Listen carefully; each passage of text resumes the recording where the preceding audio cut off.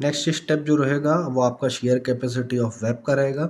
Share capacity of web, जैसे कि मैंने आपको पहले भी बताया था कि जो शेयर जो डेवलप होता है किसी भी मेंबर पे, उसको जो रजिस्ट करने के लिए जो मेंबर होता है वो आपका वेब होता है। इसके पहले अपन ने जो देखा था वो चेक फॉर बेंडिंग स्ट्रेंथ था, जिसको अपन ने सेटिस्फाई किया था। सेटिस्फाई करने के बाद हमारा ये चीज़ प्रूफ हो गया था कि आपका जो फ्लेंज है वो बेंडिंग मूवमेंट से सेफ है। नेक्स्ट अभी आपका जो काम रहेगा वो आपका शेयर कैपेसिटी ऑफ वेब का रहेगा। ये जो सामने आपके सामने जो कंटेंट दिया हुआ है ये बुक का एक एक कंटेंट है। मैं इसको आपको अपने मेथड से बताता हूँ कि इसको आपको कैसे सॉल्व करना रहेगा। सबसे पहले आपको share capacity of web find out करने के लिए आपको आईएस कोड की हेल्प लेनी पड़ेगी।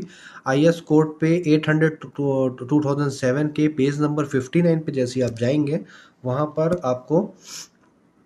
आपको सेक्शन मिलेगा 8.4 शेयर का।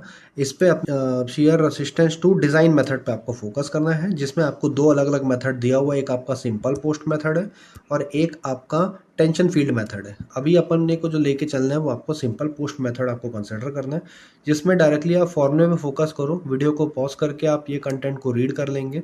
जितना ज़्यादा आप आईएस कोड को रीड करेंगे उतना ज़्यादा आप स्टील डिज़ाइन से अवेयर होते जाएंगे। तो देखिए V N is equal to V C R दिया है। वी एन का मतलब आपका जो टोटल आपका जो नेट शेयर फोर्स रहेगा ये उसकी वैल्यू है। वी सी आर जो रहेगा उसकी वैल्यू अपने को फाइंड आउट करना रहेगा। Shear force corresponding to web buckling, जिसका फॉर्मूला होता है A B into tau B. Tau B की वैल्यू निकालने के लिए अपने को 1, 2 और 3 करके तीन अलग अलग आपको आपको कंडीशंस आपको फाइंड आउट करनी पड़ेगी, जिसके लिए टाउ बी जो है वो किस पे डिपेंडेंट है, वो आपका लैम्डा डब्ल्यू पे डिपेंडेंट है। लैम्डा डब्ल्यू की वैल्यू को आपको फाइंड आउट करने के लिए आपको root over F Y W divided by root 3 tau C R निकालना पड़ेगा। और टाउ सी आर निकालने के लिए आपको ये वाले फॉर्मूले की आपको हेल्प लेनी पड़ेगी। तो क्या करते हैं अपन जनरली, कभी भी किसी भी क्वेश्चन को अपन कंसिडर करते हैं तो उस क्वेश्चन को अपन फ्रॉम फाइनल टू इनिशियल अपन उसको देखेंगे और उसके बाद अपन उसको सॉल्व करना स्टार्ट करेंगे। तो सबसे पहले फॉर्मूले को देखते हुए आपको समझ में आ रहा होगा कि सबसे पहले आपको टाउ सी आर निकालना पड़ेगा। टाउ सी आर की जैसी आपको वैल्यू मिलेगी आप क्या करेंगे, लैम्डा डब्ल्यू निकालेंगे। लैम्डा डब्ल्यू को निकालने के बाद आप यहाँ पे 1, 2 और 3 के रिस्पेक्ट में आप उसको चेक करेंगे और जो भी कंडीशन पे सेटिस्फाई होगा उसके बाद आप उसकी टाउ बी की वैल्यू निकालेंगे। और टाउ बी की वैल्यू मिलेगी तो उसके बाद आपको उसको एरिया से मल्टीप्लाई करना रहेगा, तो उसका आपको वीसीआर की वैल्यू मिल जाएगी। तो जैसा कि मैंने आपको बताया कि अपन क्या करेंगे, इस क्वेश्चन को स्टार्ट करने के लिए अपन फाइनल पॉइंट से इनिशियल पॉइंट की तरफ मूव करेंगे। आईएस कोड में जैसे मैंने आपको बताया कि हमको सबसे पहले अपने को टाउ सी आर की वैल्यू फाइंड आउट करनी रहेगी। तो टाउ सी आर का जो फॉर्मूला है वो आपके सामने यहाँ पर आपके लिखा हुआ है। टाउ सी आर का जो फॉर्मूला अपन ने डायरेक्टली आईएस कोड की हेल्प से लिया, जो मैंने आपको बताया, ये आपका फॉर्मूला है। अब एक चीज़ ध्यान देना, यहाँ पर जो केवी की जो वैल्यू रहेगी इसको अपने को क्या करना पड़ेगा, इसको हमको फाइंड आउट करना रहेगा। तो सबसे पहला जो इसका अननोन डेटा है, अगर आप इसको स्टार्ट करें तो केवी की वैल्यू फाइंड आउट करना रहेगी। पाई की वैल्यू बाय डिफ़ॉल्ट होती है, ई की वैल्यू गिवन है क्वेश्चन में। 12 जो दिया है वो नॉर्मली आपका न्यूमेरिकल वैल्यू है 1 माइनस म्यू स्क्वायर। म्यू मतलब आपका Poisson's ratio, D by T W का होल स्क्वायर। ये आपका डेप्थ और थिकनेस ऑफ वेब का थिकनेस है। अब देखो जैसे ही आप आईएस कोड पे जाओगे आपको केवी की वैल्यू फाइंड आउट करनी है। तो केवी की वैल्यू फाइंड आउट करने के लिए आप जैसे जैसे मूव करेंगे तो यहाँ पर ये लिखा हुआ है कि म्यू जो होता है वो पॉइजन्स रेशियो होता है। केवी आपका 0.35 when transfers stiffness are provided only at the stiffness. अब अपन क्या एज्यूम करके चलेंगे कि आपकी जो अपन ट्रांसफर्स स्टिफनेस प्रोवाइड कर रहे हैं कहाँ पर, ओनली एट द सपोर्ट में। दैट्स वाई केवी की वैल्यू जो रहेगी वो आपकी क्या हो जाएगी, 0.35. वही वैल्यू अपन ने यहाँ पे डायरेक्टली कंसिडर किया, ये आपके सामने लिखा है 0.35, 5.35। नेक्स्ट सारी वैल्यूज आपको गिवन है, आपने क्या किया, इसकी वैल्यू को फीड करके आपने कैलकुलेट करके 42.98 आपने फाइंड आउट कर लिया। नेक्स्ट वर्कआउट जैसी आपकी टाउ सी आर की वैल्यू आपको मिली, आपको किसकी वैल्यू निकालनी है, आपको non dimensional slenderness ratio for shear buckling resistance, जिसका मतलब लैम्डा डब्ल्यू होता है। लैम्डा डब्ल्यू की वैल्यू आपने फाइंड आउट किया, उसके बाद इसको फीड किया तो आपका 1.8 आया, जिसको अपन ने क्या कंसिडर 1.8 था, जिसको अपन 1.8 कंसिडर किया, जिसकी वैल्यू 1.2 से कम है। अगेन अब आपको आईएस कोड पे जाना है।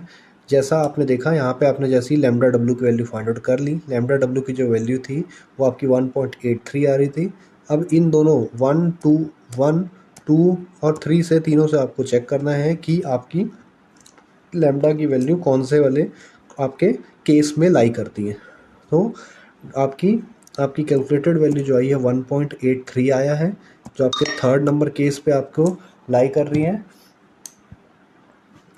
तो ये आपने ये वाला थर्ड वाला जो रहेगा केस, आपको इसका फॉर्मूला लेना है किसके लिए, टाउ बी के लिए। तो टाउ बी के लिए जैसे ही आपने ये फॉर्मूला कंसिडर किया तो आपका टाउ बी की जो वैल्यू रहेगी वो आपकी कितनी आ जाएगी, आपकी 44.85। सारी वैल्यूज़ आपको गिवन थी, आपने ये सारी वैल्यूज़ को यहाँ पे फीड किया, आपकी ये वैल्यू आई। अब लास्ट में आपको क्या करना है, उस फॉर्मूले में सारी वैल्यूज़ को फीड कर देना है। एक चीज़ और बताना चाहूँगा, यहाँ पर आपका IS कोड पे VCR पे आपका AV टाउ बी लिया हुआ है। AV का मतलब होता है आपका area of share area. Share area यहाँ पर लिखा है आपका शेयर एरिया। शेयर एरिया जो होता है वो कुछ नहीं होता, वो आपका वेब का विड्थ और डेप्थ होता है।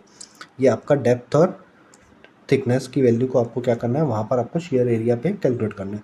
जैसे ही आप करेंगे तो यहाँ पर आपको देखने को मिल रहा होगा कि आपका जो टोटल वैल्यू जो आपकी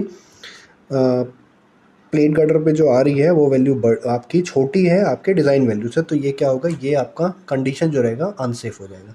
अनसेफ मैंने इसलिए बताया अभी आपको क्योंकि आपको फेलियर कंडीशन को शो करना है, शो करके आपको आपकी बेटर अंडरस्टैंडिंग करने के लिए आपको फेलियर कंडीशन आपको शो करना पड़ेगा।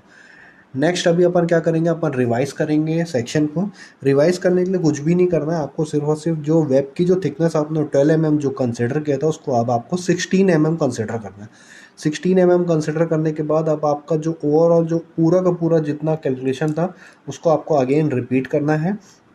सबसे पहले आपको टाउ सी आर की वैल्यू निकालनी है, फिर लैम्डा डब्ल्यू की वैल्यू निकालनी है, फिर टाउ बी की वैल्यू निकालनी है। जैसे ही टाउ बी की वैल्यू मिलेगी आपको वी सी आर की वैल्यू आपको फाइंड आउट करनी रहेगी।